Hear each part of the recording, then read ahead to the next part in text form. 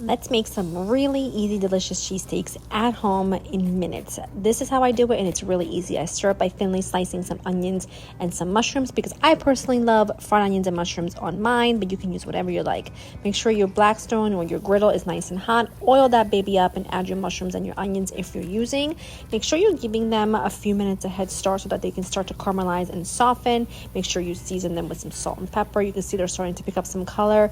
Add a touch of water. It steams them up and it softens them a little bit quicker. And I love to use these really thin ribeye steaks that you find them in your freezer section of your grocery store. I know it may be controversial to say, but I feel like it makes the best cheesesteaks. They're very thin, they cook very easily. Make sure you season them well with some salt and pepper or seasoning of your choice. And you're really going to just use that spatula to break it down, but giving them a few minutes to, you can see how back there how they start to cook almost immediately.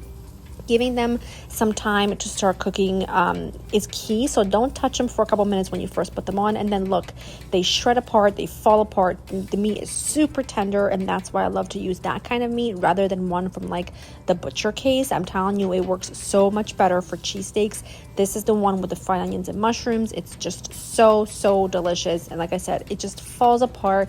It's tender. It's made to make cheesesteaks, so it's going to be the thing to use if you want to get really good quality cheesesteaks at home. I use my fryer pot all the time. I fried up some curly fries. These are just frozen curly fries. I just let them thaw a few minutes. I pop them in some hot vegetable oil until they are nice and crispy and delicious. And this takes a couple minutes. And by the time the steaks are ready for the cheese, just like here, the fries will be cooking. I like to use American or Cooper Sharp, up to you.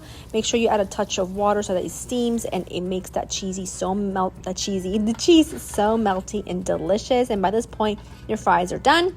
Scoop up your cheesesteak, just form it like the size of your sandwich. Use that spatula to help you, and boom, look at that, boop.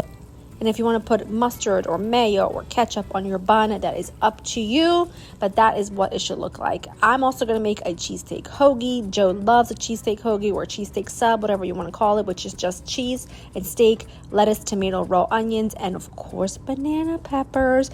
This really is king, I think, of a cheesesteak. I don't know what it is. It's just so good about it. The whole combination of everything is delightful. The man is always going to douse it with some ketchup because that's just the way he rolls. And he was such a happy camper. I hope you enjoyed this video. I hope it inspired you to make cheesesteaks at home. You do not have to have a big little griddle outside. You can do this in your cast iron skillet inside with no problem at all. It takes minutes and it's always such a crowd favorite. Hope you enjoyed. I see you guys soon. Bye.